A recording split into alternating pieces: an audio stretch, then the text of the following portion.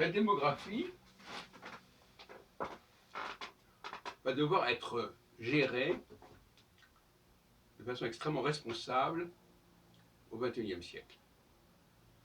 Elle a des effets pervers, cette démographie, puisque elle change les bases de la situation.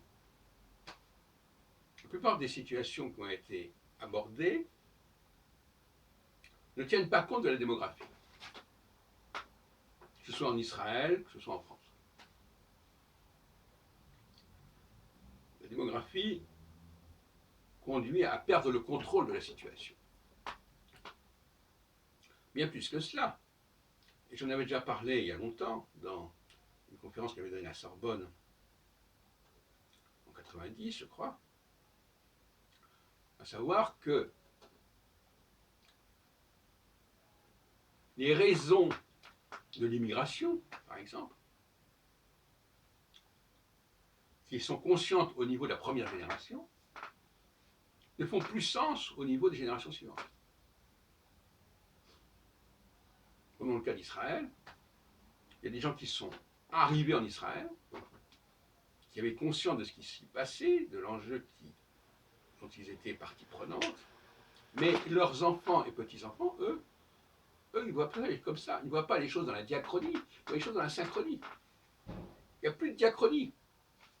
Ils sont tous, du fait qu'ils sont nés en Israël, ils sont tous formés à la langue hébraïque comme tout le monde, etc. etc. Par conséquent, est-ce que la raison pour laquelle ces immigrations ont eu lieu,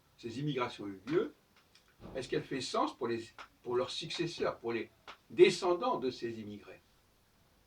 Pas du tout certain.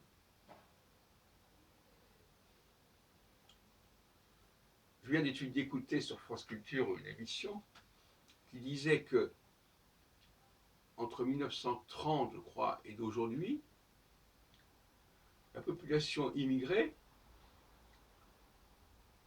couvre 50% de la masse de l'emploi, au lieu de 10% ou 15% avant. Tout cela par le fait simplement de la démographie. Alors, par ailleurs, la démographie, c'est une valeur productive. On produit des enfants. Et pour certaines populations, la production d'enfants est quelque chose de fondamental. Notamment chez les femmes. Parce que les femmes ont une identité qui est liée à la production d'enfants. La fabrication d'enfants, pour employer une expression un peu sévère.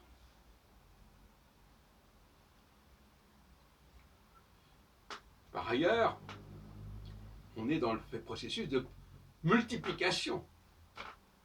Et la démographie est un phénomène de multiplication. C'est-à-dire que le multiplicateur joue un rôle majeur. Multiplicateur qui dépend de ce que j'appelle le multiplié, c'est-à-dire de l'élément de départ, qui est dépassé, en quelque sorte, par le multiplicateur.